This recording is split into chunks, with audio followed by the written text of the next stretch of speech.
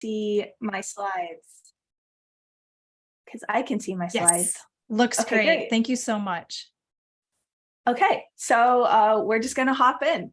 I'm here to talk about sound design, and more specifically, my approach to sound design, which is kind of approaching it the same way that I approach painting. In my free time, I like to paint, usually with watercolors, sometimes with acrylics. And even though sound design and visual art are very different mediums, there's a lot in common. And I kind of want to talk about that with you all today.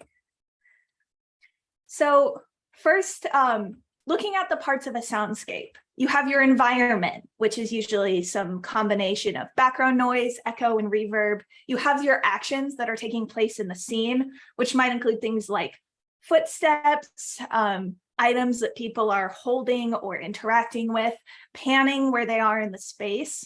And then there's also the voices, the dialogue, and sometimes there might be music. All of these parts of the soundscape come together to sort of answer the questions that the audience might have. Where is this taking place? Is it empty? Are the walls hard or soft? What is the floor made of? How many people are there? How do we know they're there? What are they doing? What does that sound like? Is there music? And how does it all make you feel? My approach to sound design is really building every single aspect of it from the ground up so that the listener knows what's happening. And similarly, parts of a painting. It's a lot of it is the same. You have your environment, which instead of like background ambiance might be literally background, set dressing, lighting. There might be actions happening in this painting, movement, items, people, and then you have lighting. But even though some of these are different, you're still answering very similar questions. Where is this piece taking place? Is it in an empty room or an empty field? What's on the walls or the floor? How is it lit? Where are the people? How many are there? How do we know like what they are or where they are or what they're doing? You're answering the same questions with both of these. And that brings me to my first useful tip, which is use the entire palette. It's not what you add, it's how you add it. And just like when you're painting, you want to use the variety of colors available to you. When you're sound designing, you want to use the variety of audio and plugins available to you. Your painting supplies for sound design include such things as panning, moving left or right or around the listener. Volume, is it loud or is it soft? Pitch, is it high or is it low? How do things fade out? How do things echo? Are things distorted? Do people sound like they're maybe not supposed to sound? This one's great for horror. And then automation. There are plugins you can use to automatically do something when you do another thing. And then on top of that, you have every single sound you decide to add into your piece.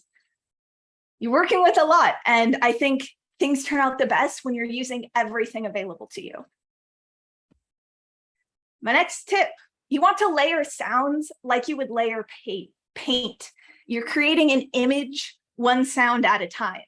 So like when you're painting, you're not just adding one color, usually not just adding one color the whole time. You're adding different colors on top of each other. You're mixing, you're balancing, you're playing around. And it's the same thing with sound design and the sound effects you choose to add. So here's an example of, I say scene, it's a couple seconds long, an action I sound designed. In this scene, someone picks up a heavy canister, passes it over, and then it is dumped and spread across the ground. I did not have a stock sound effect for heavy canister is opened and poured and set down. Like I had to build this up from scratch. So I asked myself, okay, what does it sound like when it's picked up, when it's passed over, when it's opened, when it's poured, and when it's set down?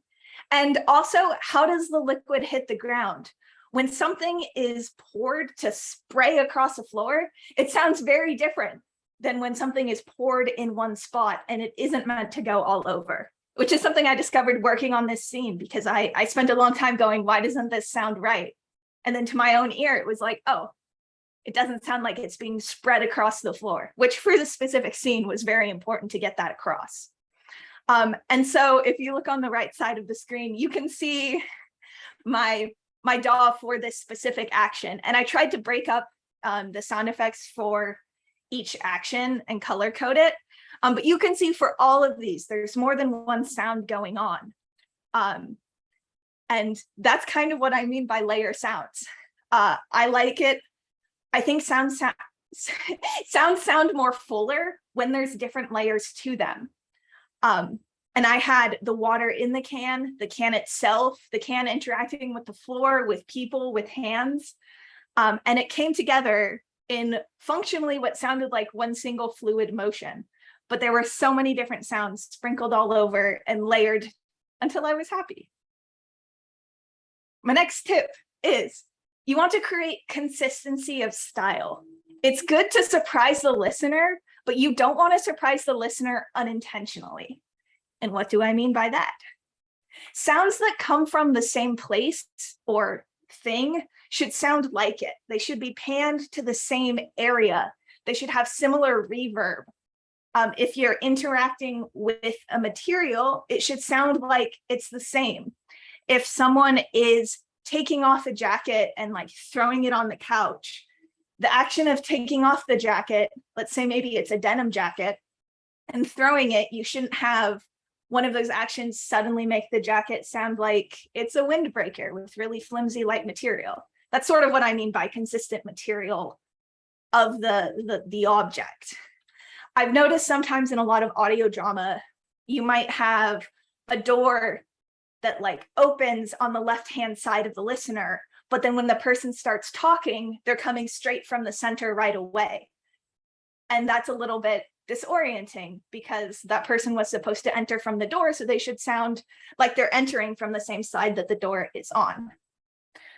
You want to maintain listener expectations, but the really exciting thing about that is you set listener expectations with your sound design. I have a friend who just doesn't sound design footsteps in their audio drama because they don't like it, and honestly, valid footsteps are annoying.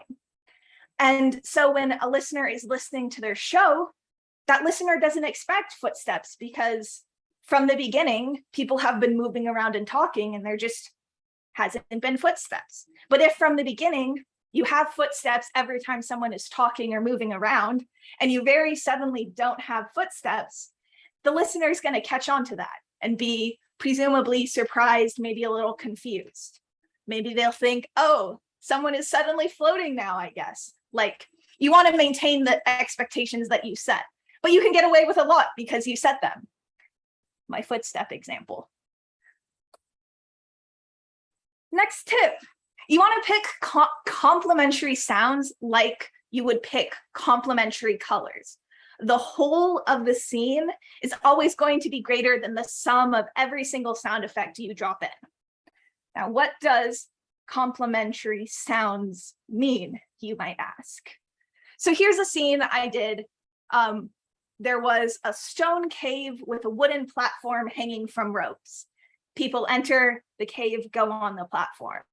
For my ambiance, I picked this cave drone, just this kind of low, smooth sound that was just kind of echoing, and it played off the reverb, which was big and echoing because this is a very large cave. But for footsteps, I decided that I wanted the floor of this cave, instead of being hard rock like one might expect, I decided I wanted it to be gravel because that's a crunchier sound and a little bit higher pitched. And it balanced really well with this low drone of the cave. When the characters got onto the platform, I had the platform creak, which is this sort of staccato sounds of like the wood creaking. And then I also had the ropes creaking, which were at a different pitch, even though it was a similar creaking sound. And once the footsteps got onto the wood platform, they were, again, it was wood. It was kind of those hollowy footstep sounds. And essentially what I was trying to do was play with a variety of pitches and frequencies to make sounds that didn't blend with each other when I didn't want them to. I didn't want the creaking of the platform to kind of blend in with the cave drone because I wanted the listener, and ideally the characters, to be well aware that, oh, this platform is creaking. This is probably not a safe place to stand on. And I wanted to get that across. But on the flip side, if I didn't want to draw attention to this platform, I probably would have picked sounds that blended in more with the cave so that they didn't stand out. And so essentially, you define what complementary sounds mean. You decide what you want to stand out or blend in and surprise the listener with later. Next tip, don't limit yourself to pure realism. Stylize your sound. It's not important for things to always sound like how they're supposed to sound. Like when you play a video game and you're going through doors or like walking on things, it's not super important that every sound in that scene precisely matches how it would sound outside of that, like in real life. It's also like sometimes you don't even have to explain why a sound would be there if you don't want to. I had a scene where someone was monologuing just into a recorder and talking about the sounds they've included in what was functionally their version of the Voyager Golden Record. And this scene has a framing device. You're listening through the recorder that the characters are holding. But for this specific scene, I wanted the audience to hear every sound that this person was talking about.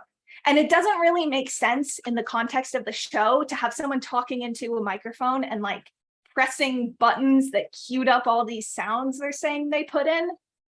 But I wanted this to be a really powerful moment. So I just layered all the sounds. I faded from one to another. I stacked them on top of each other. And I functionally just made a little musical piece for the background of this scene. And it doesn't totally make sense in the context of the scene that this would be playing.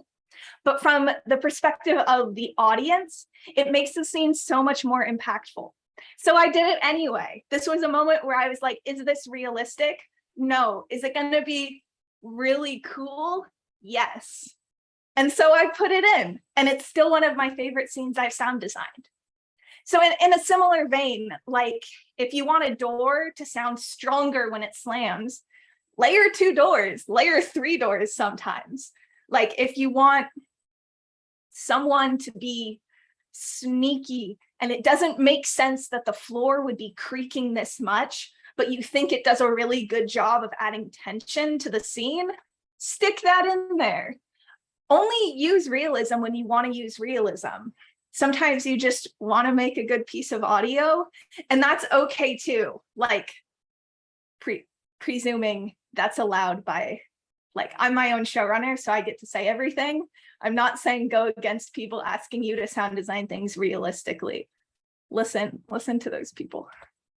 Okay, I think this is our last one. Connect with emotions. It's really important to remember that in sound design, you're telling a story.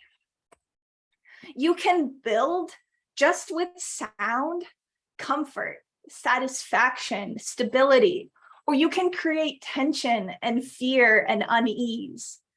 You can convey motion and growth and feelings just with sound. So I think one of the most important questions to answer when you're sound designing is not just what you want the listener to imagine, but also what you want the listener to feel. And like, what do you want them to imagine beyond visuals? Do you want them sitting on the edge of their seat? Do you want them to feel like they're getting a hug? You can do all of that with sound. And I think that's one of the best aspects of sound design. I love putting sounds that don't really feel like they should be there to make the listener feel uneasy. And then on the other side, when I'm making happy shows, I love to put comforting sounds in scenes. Like I constantly have a character sitting next to a campfire in my like happy fantasy show, because it's supposed to be a comforting show. And I think there's something so comforting about the low crackling of a campfire. You get to decide how people feel, and that's such a strong power. And now we have, I believe, 2 applications where we're going to put it all together. So speaking of my happy fantasy show, let's say we want to sound design a happy forest. We don't want this forest to be scary. We want it to be maybe a little exciting, adventurous, but ultimately comforting and calm and nothing going wrong. And so I would think about, okay, what's in this happy forest would be my starting point. I would say, let's have trees. Obviously, it's a forest. Maybe put some birds in the trees. Maybe have a slow wind going and causing the leaves to rustle up against each other. Maybe there's my happy little campfire. Maybe there's some bushes, leaves on the ground. So when someone's walking, you get that really satisfying crunch of leaves underfoot. Maybe there's some gravel. Maybe they walk past a bush and there's a little like whoosh of the leaves as you brush them. And ultimately, the vibes I'm going for here are calming, cool, cozy. Maybe there's some crackling and crinkling, the crinkling of the leaves specifically. And I want to balance the sounds here. So the wind would be more ongoing and consistent and smooth, and maybe the crackle would be a little bit more staccato, and maybe I would want any walking to kind of merge with the campfire because I don't really want it to stand out as a weird object. So maybe there's gravel on the ground. Maybe the birds are just sticking their heads in every now and then, some little bird call in the distance. Ultimately, something that's just kind of like, yeah, that's a happy little forest. And then from that, I would pull sounds from my library. These are some sounds I pulled from my library. Nature forest windy loop, afternoon meadow birds and crickets, leaf rustle light wind, rustling foliage, fire camp burn sizzle in wind, looking in bushes, steps branch, footsteps gravel walk. These are all pretty straightforward and self-explanatory. And again, I'm not really going for pure realism. Like, I don't know what birds are in afternoon meadow birds and crickets, but also I don't care because this is a fantasy show. I'm not trying to tie this forest to any specific forest that exists in the United States. So it doesn't really matter to me what types of birds and crickets are in that sound file. It might matter to someone else, but in this scene, that aspect of realism isn't important to me. It matters a little bit to me that the wind that's hitting the trees is also hitting the campfire, but it's not super important that every single gust of wind is precisely reflected in that campfire. So I would just pick something that has a little wind in both. If I really cared, I would probably use some form of automation so that the sounds of the winds affect both of those files. Then I don't care. It's not important to me in this scene. And here's on the flip side, something completely different, a scary elevator. So what about an elevator would be scary? I would want grinding sounds, maybe scratching, stretching of metal or pulleys in the way they shouldn't be stretched. It's like screeching metal, like that sound metal makes when you rub it across metal, and I hate it so much, but I want it for this scene. I'm taking the aspects of an elevator, cables, not ropes, pulleys, gears, metal sheets, the elevator itself, and picking things that get the emotions of tense, unsettling, and like foreboding across. And it's great for me that I have so many sounds of metal grinding against metal that it makes this really easy. For whatever reason, metal is a great sound to create tension. And so here's some sounds that I pulled from my own library for this exercise. Industrial machine, motorized whir cable lift, gears metal slow, pulley rope, boat swing to pulleys fast, industrial elevator doors open, close, ride, stop, tone, slide door close, impact sheet light, machine hall ambiance, big motors. And now looking at this, there's some realism thrown to the wind, especially with boat swing 2 pulleys fast and pulley rope. Within an elevator, there are often pulleys of some sort, but they're not boat pulleys. They're not the same types of rope you would see on boats. Like those are steel cables, very heavy, high factor of safety. But for my scene, I don't care. I want the audience sitting there with these characters in the elevator, hearing pulleys and and ropes stretching and hearing gears grinding against each other. Again, the machines in this selection of sounds, machine hall ambiance or industrial machine motorized. These are not explicitly elevator motor sounds, but again, I don't care about that, because chances are the audience isn't going to know precisely what a elevator machine room sounds like. I just want to get across, oh, there's a motor in here. So later I can get across, oh, the motor has broken and the characters in this elevator might die.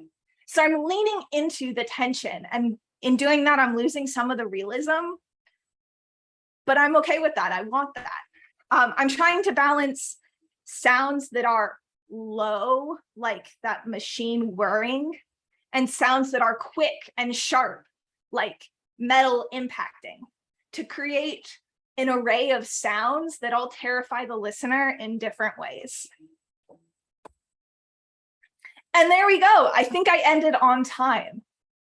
Oh my gosh. You sure did. That was amazing. Great. Yeah. My gosh. Yeah. Well, Tal, do you have a couple, like 1 or 2 minutes? I can just ask 2 quick questions for you. Yeah, absolutely. I love me questions. Oh my gosh, I love it. Well, I'm thinking about, I loved how you mapped this into emotions and feelings, because that is definitely what the dimension of the the listener that we're trying to engage is, like, how they feel. So with transcripts, I find that interesting how you've named some of your sound effects. Like, do those help lend themselves to air, when you do transcribe, like ominous tone or screeching sound, like how, is there thought that goes into that? Oh yeah, absolutely. I started off writing the scripts. I was sound designing. So as I was sitting there writing, I would just be like metal screeches. And I'd be like, okay. And I'd go back and I would find the specific like metal screeching I would want.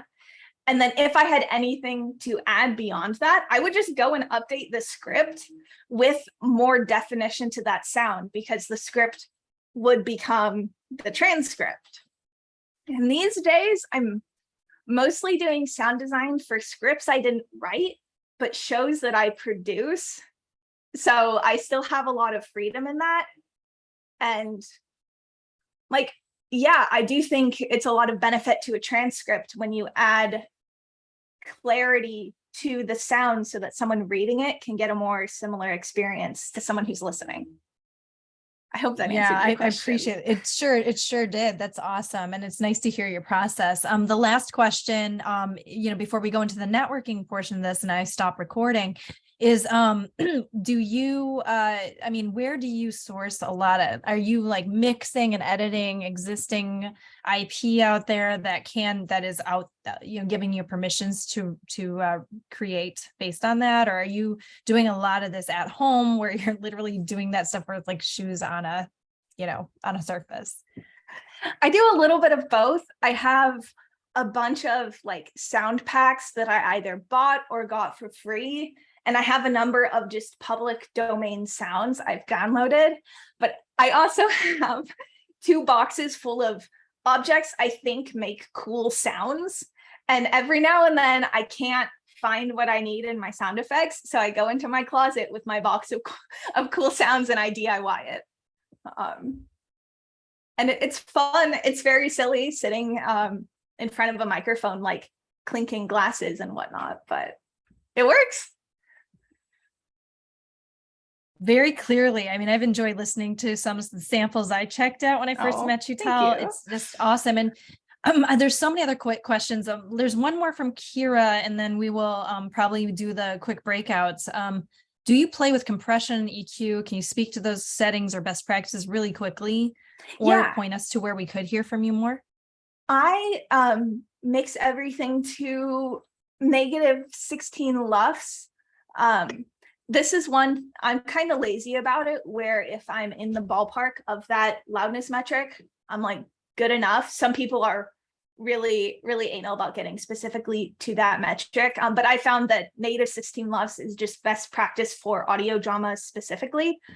I do most of the mastering I do is using Isotope RX. I started with Elements. I have like advanced now. And then I'll do a lot of like making the dialogue sound better by removing noise and clicks and etc. I don't tend to use compression plugins, mostly because they kind of scare me. And I've found that it works by just normalizing the dialogue and then making it sound good. This is probably not the most ideal practice. My partner uses so many different compression plugins that scare me more even. So I don't know if that's necessarily the best thing to do, but because I'm primarily sound designing my own stuff, I'm allowed to decide when it's good enough. So I kind of take advantage of that. Yeah. Thank you. Yeah. I'm starting to realize I need to get more into that area. So I appreciate just hearing that, because Isotope sounds like it's the best from, the 2 people I've talked to in the last 24 hours about it. So thank you. The Elements package goes on sale for like $20 every couple of months. So if you're Ooh. willing to wait, you can get a really good discount. Like it I'm patient regularly for a goes on sale. Thank you. That is amazing. Thank you. Ooh, yeah, I can +1 to the Isotope packages, and also great lead.